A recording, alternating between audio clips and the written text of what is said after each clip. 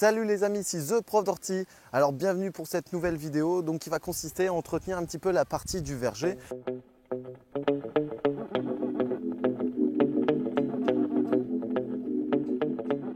Donc là ici on va retrouver principalement donc, les groseilliers, cassissiers, pommiers, poiriers, etc.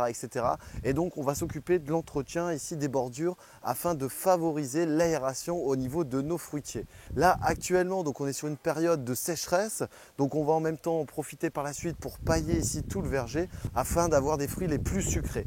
Donc au niveau de nos pommiers, je vais commencer par ici. Alors nos pommiers ici sont des jeunes sujets, donc on ne va pas faire grand chose. Peut-être vous aurez l'occasion de faire des tailles en verre. Cependant ici pour nos sujets qu'on va retrouver ici et sur les autres côtés, on ne va rien pratiquer cette année puisqu'ils sont en plein développement végétatif et on a besoin donc ici plutôt d'une taille de formation, d'avoir une structure que de faire une taille en verre afin de favoriser l'aération. Donc là je vais commencer par débroussailler le devant ici de nos petits fruits rouges et ensuite donc on regardera un petit peu l'évolution de nos fruitiers. On essaiera de passer sujet par sujet pour voir un petit peu ce qu'il faudra faire. Aujourd'hui, j'ai décidé d'utiliser la débroussailleuse Ryobi donc sur batterie. Donc j'utilise cette machine-là parce que avec les abeilles qu'il y a derrière, c'est une machine qui ne fait pas de bruit et qui ne consomme rien. Donc ça, c'est important pour moi. Donc je vais passer sur la devanture et ça m'évitera donc de déranger toutes les abeilles derrière. Donc avec le bruit du thermique, comme vous le savez bien, ici peut nuire justement aux petites abeilles qu'il y a juste à côté. J'en profite au passage pour remercier Ryobi qui sponsorise la vidéo. Et donc là, je vais m'équiper. Donc j'ai déjà mis le casque, je mettrai la visière juste après. Je vais mettre également le casque anti-bruit afin d'éviter tout problème par la suite. Et ensuite, donc on va commencer le débroussaillage sur cette partie-là. J'en profite et j'insiste pour vous dire qu'il faut vous équiper quand on pratique ce genre d'activité. Je vais utiliser plutôt le coupe-bordure que plutôt de mettre une lame ici puisqu'on est sur du non-ligneux et donc la débroussailleuse va être facilitée pour le travail. Allez, c'est parti. Allez, je vais commencer ici.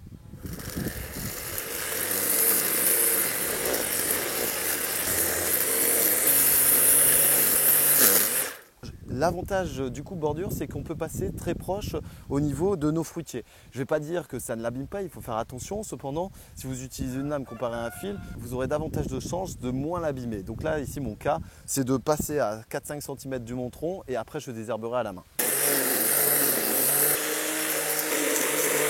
Donc là, j'en ai terminé avec la première bordure ici au niveau des cassissiers et des groseilliers et des framboisiers. Donc là maintenant on va regarder un petit peu. Donc là au niveau de nos fruitiers, donc on a des fruitiers qui sont très bien développés.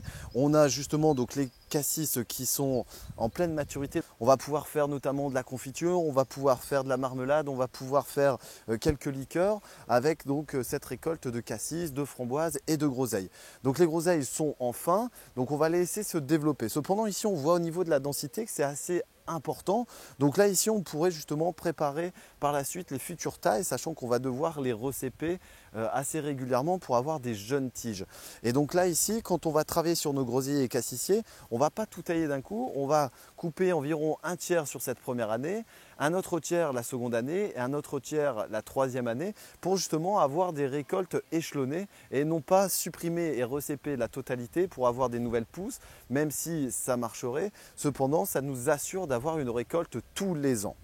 Donc là ici, je sais que cet hiver, j'aurai un peu de taille à faire et on en profitera également donc pour faire de la bouture puisque le groseillier se porte très bien à la bouture. Donc on va pouvoir multiplier nos végétaux. Concernant ici les pommes, voilà, donc là ici on est sur un pommier qui a 3 ans, qui a très bien donné. On va ici supprimer par la suite quelques pommes afin de favoriser l'apport en sucre sur certaines pommes. On va regarder en même temps s'il n'y a pas de tavelure ou de carpocaps. Alors ici comme on est sur des sujets qui sont de la région, ils sont vraiment moins sensibles à cette tavelure. Et on va regarder également s'il n'y a pas de carpocaps. Donc le carpocap c'est un papillon de nuit qui vient justement déposer sa larve et la larve va se développer dans la pomme et principalement dans le trognon, ce qui la rend moins attractive forcément. Donc là ici pas de carpocaps. Alors ici en regardant bien il est arqué, donc c'est un port normal ici pour les pommiers. Cependant c'est trop important. La structure du végétal en soi n'est pas assez importante. Donc on va devoir supprimer quelques pommes afin de l'alléger et de lui proposer d'avoir une croissance qui soit différente de celle-ci. Ici au niveau du noyer, on s'aperçoit qu'il y a quelques cloques. Et donc là ici c'est essentiellement dû à la sécheresse, mais aussi dû à un chancre qu'il y a sur notre noyer. Alors ici le problème c'est qu'il est chancré au niveau du collet et donc cet arbre va être dangereux par la suite.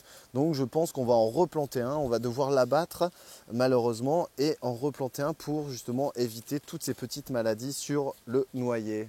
Donc ce noyer ne nous donne pas grand chose, étant donné qu'il est chancré, qu'il est malade. On va essayer de sélectionner une variété qui est plus endémique et qui se développe mieux ici pour avoir des noix par la suite. Au niveau du pêcher, on va regarder donc s'il n'est pas assujetti ou trop infesté par la cloque du pêcher. Donc là ici on voit quelques tiges mortes et ça justement c'est dû à notre cloque du pêcher.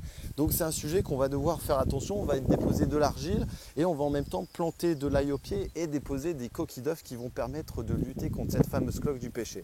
Donc là on a quelques petites pêches qui commencent à devenir mûres. Cependant, on va devoir attendre encore un petit peu pour que leur maturité soit parfaite. Et on va le mettre ici en stand-by. On va justement mettre ce pêcher un petit peu en stand-by parce que la cloque va se développer trop rapidement comparé au développement ici de ce pêcher. Alors on va continuer toujours sur les pommiers parce que j'aime beaucoup les pommes. Alors ce pommier ici c'est une cabarette, donc une variété locale de la région Hauts-de-France. Cette cabarette donc pousse très très bien. On a les premières pommes là, qui apparaissent, donc ici c'est la deuxième année de plantation et on va regarder un petit peu la croissance au niveau du végétal en regardant justement l'apparition de nouvelles tiges. Donc là ici on a un sujet qui se développe correctement. Donc ça c'est la première chose. Ensuite on va regarder donc son port. Donc toujours ici. Étant donné que c'est un jeune sujet, on ne va pas proposer ici de taille en verre parce que l'intérêt ici n'y est pas. Cependant, encore une fois, si vous avez un sujet qui est plus touffu avec une densité foliaire trop importante, vous allez pouvoir supprimer des branches pour éviter l'oïdium, pour éviter les tavelures et d'autres maladies qui pourraient s'installer ici. Ici, rien du tout pour cette année. L'année prochaine, peut-être on aura justement encore quelques tailles de formation et notamment sur les parties basses au niveau de la couronne. On va essayer de le faire monter en sélectionnant donc notre tige principale qui est celle-ci et celle derrière. On va essentiellement le travailler pour avoir un beau gobelet, pour avoir des bonnes charpentières afin d'avoir par la suite donc une structure super agréable et qui lui permettra justement d'améliorer la fructification. Alors pour terminer, on va regarder un petit peu au niveau du mûrier. Donc là pareil, on l'a palissé cette année, ce qui nous permet justement d'avoir des mûres qui sont plus exposés au soleil. Donc là ici on va avoir une quantité assez importante, donc c'est un mûrier sans épines qui est assez intéressant et qui est facile à bouturer. Donc là ici on va faire une taille en verre afin de justement faire rentrer de l'air pour éviter lorsqu'il y aura de la pluie que les gouttelettes et la chaleur ne forment justement une feutrine blanche qu'on appelle l'oïdium et qui viennent pourrir le fruit, donc qui viennent pourrir ici la mûre.